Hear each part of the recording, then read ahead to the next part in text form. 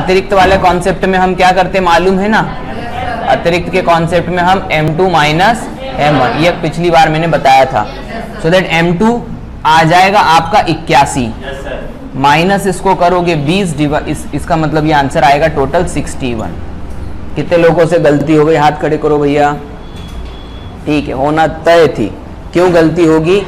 क्योंकि हम कंसंट्रेशन के साथ में शब्दों को नहीं पढ़ते हैं।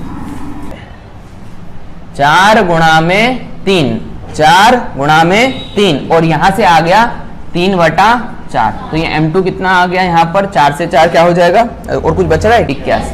अब आपसे अतिरिक्त पोर्शन पूछा गया था, गलती कहाँ होती है ये बता देता हूं, ये 81 ऑप्शन में आएगा।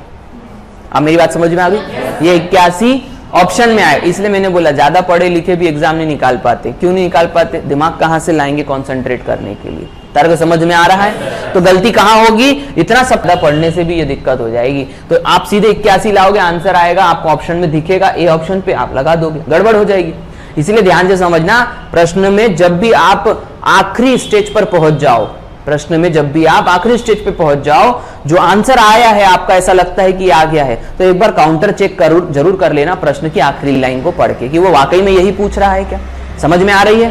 यदि आप इसको आदत बनाओगे तो ये आपके काम की है, और यदि आप इसको बोलोगे हाँ ठीक है चलता है थोड़ा बहुत, तो फिर कहीं ना कहीं ऐसे क्वेश्चनों में आप गलती करके आओगे और इतनी मेहनत हमारी व्यर्थ है। उसको हम समझते हैं। पहली बात तो पहला जो समूह है, ध्यान से समझो भाई, पहला जो समूह है वो 150 लोगों का है। बोलो हाँ।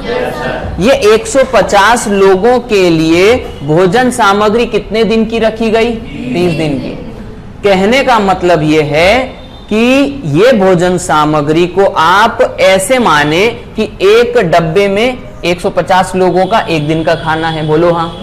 दूसरे डब्बे में दूसरे दिन का 150 लोगों का खाना है।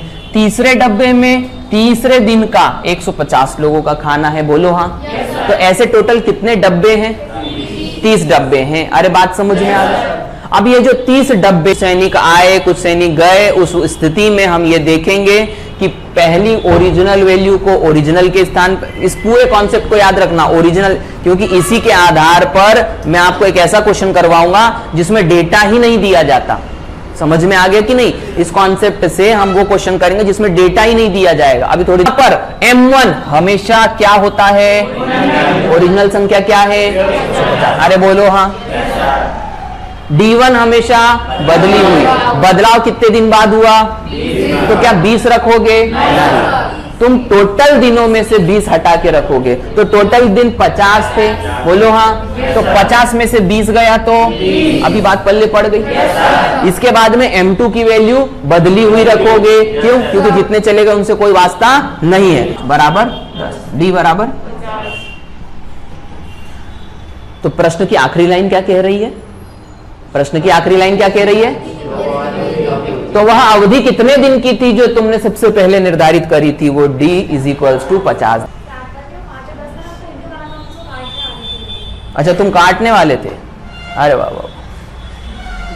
अच्छा, वो तुम बाजू में बता भी रहे थे कि अरे मैं काट रहा। अरे वाह। इसको इस तरफ लेके जाओगे जैसा मैंने पहले बताया, उस हिसाब से D का मान 50 आ जाएगा। अरे बोलो हाँ। तर्क समझ गए? बेटा जो सर हिलाते हैं वो थोड़ा सा ध्यान दे कि वो ये भूल जाते हैं कि हम मनुष्य प्रजाति से हैं। अरे समझ में आया कि नहीं? फिर से बोलो। फिर से बोलो। आप सब बोलते रहना, ठीक है ना? अगला प्रश्न लिखो। अरे आया कि नहीं समझ? D का मान कितना आ गया? 50। कितने कितने लोगों से गलती हो गया? गलती से गलती हो गया। ठीक है, कोई बात नहीं, कोई बात नहीं। अपनी गलती का एहसास है। एहसास होने का मतलब मालूम है गलती क्या हुई। यदि गलती मालूम है तो फिर सुधर जाएगी, और यदि ये भी ना